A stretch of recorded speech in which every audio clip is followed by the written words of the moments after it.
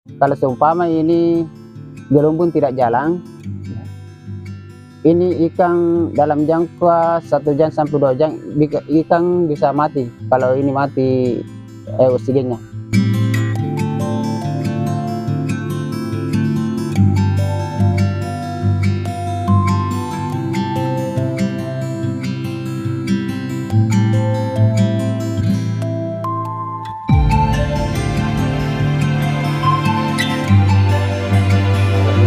Assalamualaikum warahmatullahi wabarakatuh.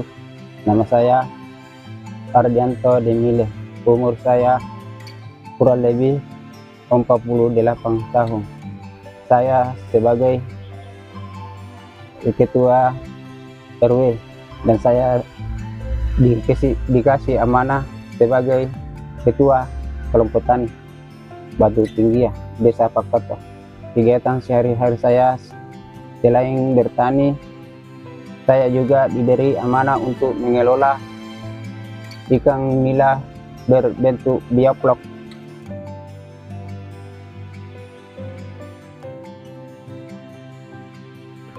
Saya kalau pagi-pagi saya beri makan sekitar jam 6 sampai jam 8 itu diberi makan.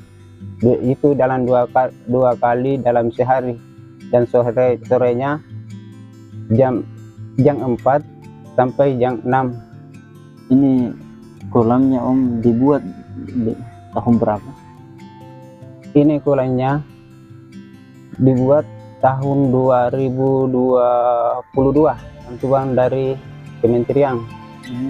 Jadi orangnya itu datang dulu mensurvei lahan, ini layak bisa atau tidak.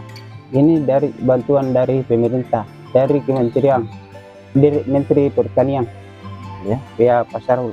Berarti ini juga atas dasar komunikasi yang baik antara pemerintah pusat dengan pemerintah desa di sini. Ya begitu.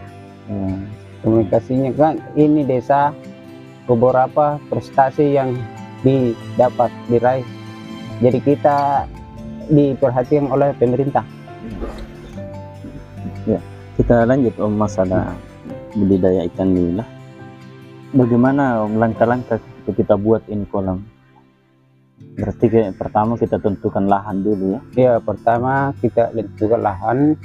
Jadi ini memang khusus atap seperti ini yang dipakai Om untuk bioflok ya?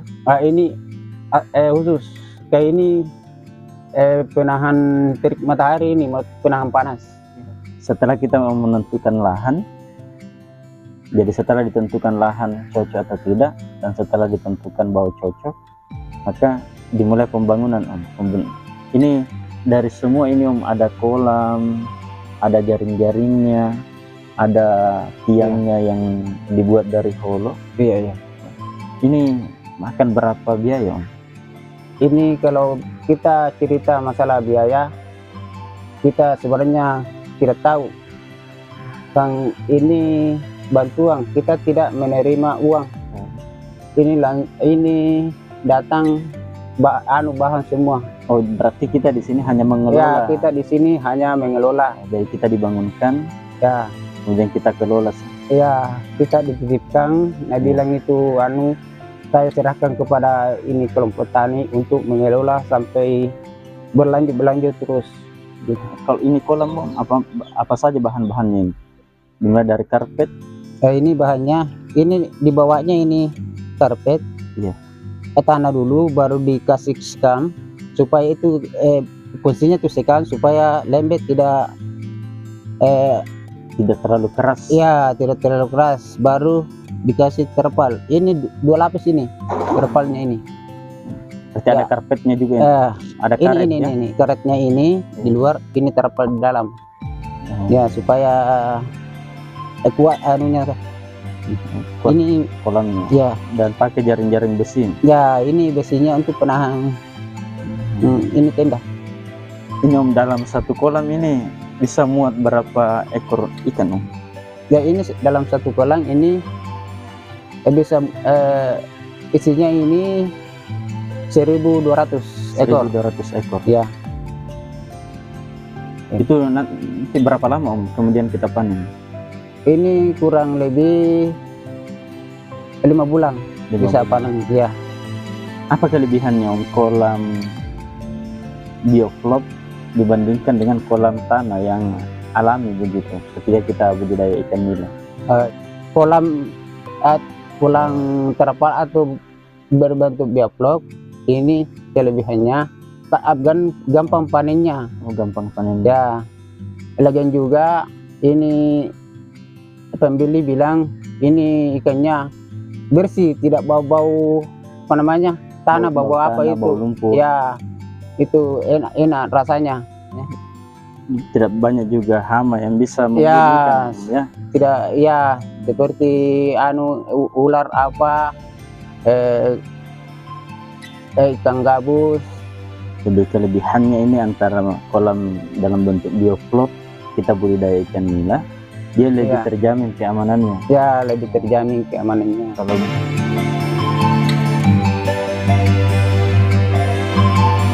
bagaimana harapan kita supaya bioflok ini bisa lebih maju ke depannya? Harapan kita Om bagaimana? Saya mungkin bisa ke masyarakat dan bisa juga mengajak ke masyarakat juga untuk yang lainnya, untuk kita bagaimana mereka juga bisa mengikuti kita di sini, bisa membuat bisa mengikuti budidaya ikan nila dengan bioflok. Dan bagaimana mungkin harapan ke pemerintah, apa mungkin misal kita masih berharap bagaimana pemerintah bisa tetap melirik kita setiap saat, bagaimana apa yang menjadi kekurangan kita di sini supaya pemerintah juga memberikan perhatian ke kita. Ya.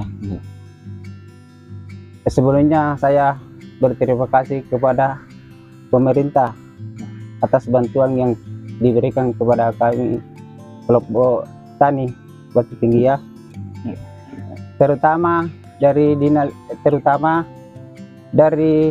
kepala desa, dinas pertanian dan peternakan, khususnya dari Menteri Pertanian Syahrul Yassin Limpo. Kedepannya saya berharap yang terkait dalam bidang pertanian itu atau peternakan, perikanan, supaya kita diperhatikan itu untuk pakannya. Oh, itu saja. Iya, supaya petani ini lebih, peternak ini lebih bisa lebih leluasa. Ya, lebih leluasa mengelola budidaya ikan. Ya, itu saja. Ya. Kalau ini apa saja kendala yang kita sudah dapatkan ini kita temui di lapangan selama kita kerja ini budidaya ikan nila? Kendalanya ini cuma satu, kalau seumpamanya musim kemarau ini, kalau musim hujan tidak apa-apa Ji, kalau musim kemarau itu airnya masih kurang. Jadi kalau ikan itu sudah dipanen itu dibersihkan semua kolam, diganti airnya, baru ini banyak kolam, jadi itu biasa terkendala di airnya. Jadi pertama kendalanya itu bisa saja ada kendala dari air ya, khususnya di musim kemarau. Khususnya di musim kemarau saja itu. Gelembungnya ini apa namanya? Ini gelembungnya ini radiase. Fungsinya ini untuk mempercepat pertumbuhan ikan, dan ini ke oksigen. Kalau seumpama ini gelembung tidak jalan, ini ikan dalam jangka 1 jam sampai 2 jam ikan bisa mati, stres atau sampai mati kalau ini mati oksigennya.